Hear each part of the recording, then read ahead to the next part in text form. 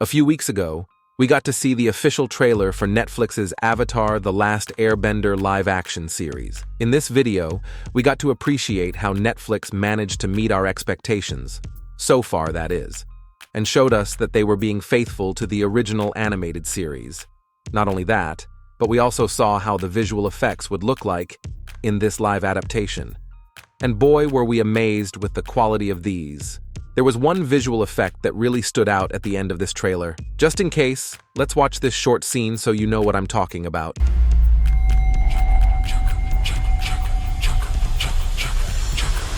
As you can see, in this short clip, it was shown how Aang's eyes and tattoos started glowing.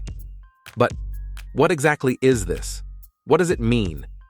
Hardcore fans of the original series recognize this without any issue at all. But for those of you who don't know, this effect is called the Avatar state, and in this clip, we got to see how Aang was using this ability or entering this state. But what exactly is the Avatar state, you may ask? Although we get to see Aang entering the Avatar state a couple of times in the first season, it isn't until the first episode of the second season of Avatar: The Last Airbender that it is explained by Avatar Roku. He says, the Avatar state is a defense mechanism designed to empower you with the skills and knowledge of all the past avatars. The glow is the combination of all your past lives, focusing their energy through your body. In the Avatar state, you are at your most powerful, but you are also at your most vulnerable. If you are killed in the Avatar state, the reincarnation cycle will be broken, and the Avatar will cease to exist. In other words, the strongest and most powerful ability that the Avatar can invoke is the Avatar state. How exactly was this ability created?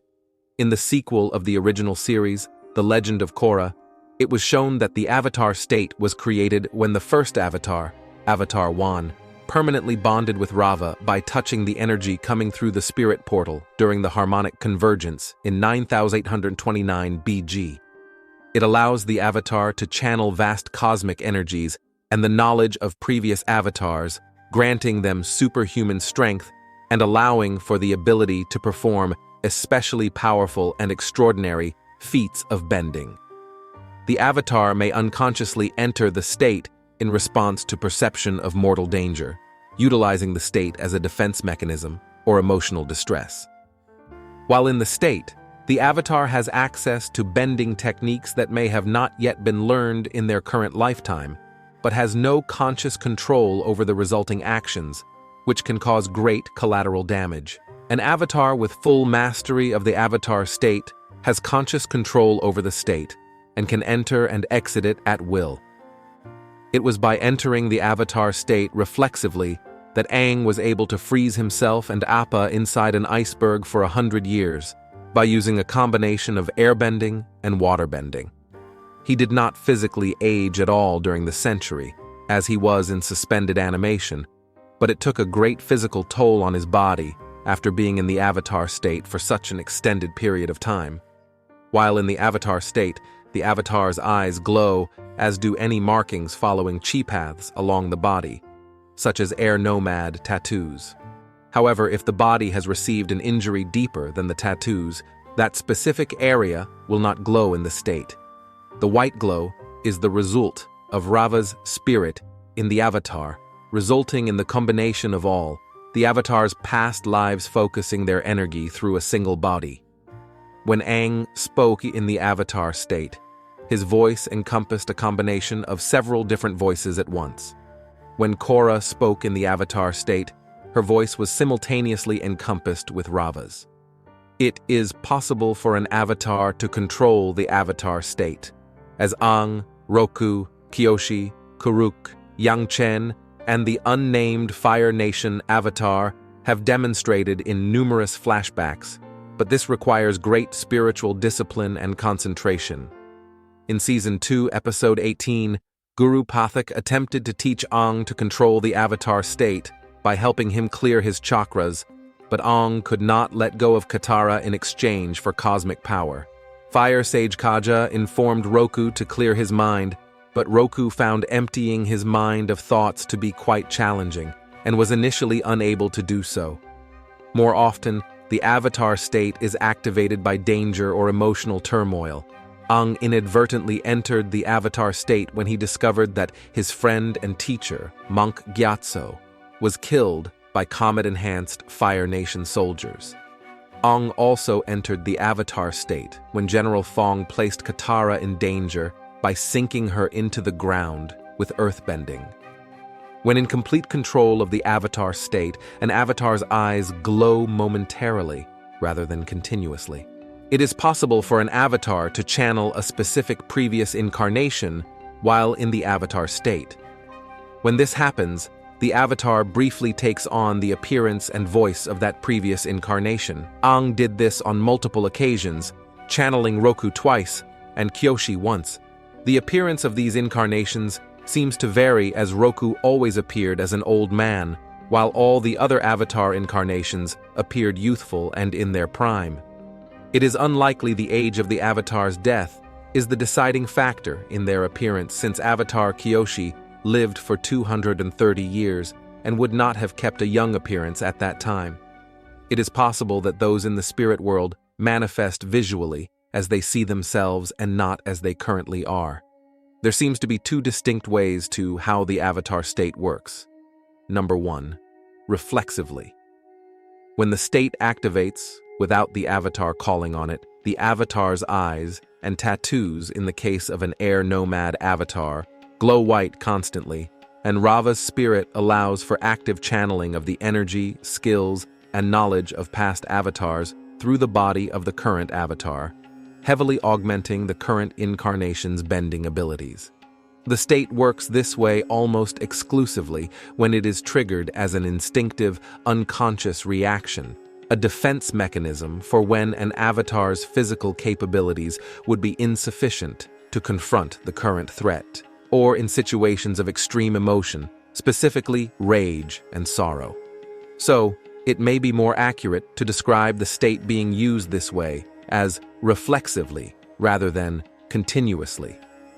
When the state is triggered this way, the current avatar has little to no control over the performed actions and may retain little to no memory of what happened, though this is not always the case. Aang appeared to use the state this way against Fire Lord Ozai after the scar on his back was forced against a rock, unlocking his final chakra. Just as Guru Pathak had said, this event led to Aang being able to control the state himself, and unlike previous times where he entered the state, he was not physically exhausted. The other way is masterfully. When the state is used intentionally, the avatar's eyes and tattoos, in the case of an air nomad avatar, glow momentarily, and during that time the current avatar stores the knowledge and energy needed so that it can be released once exiting the state, taking only the power needed for a specific task.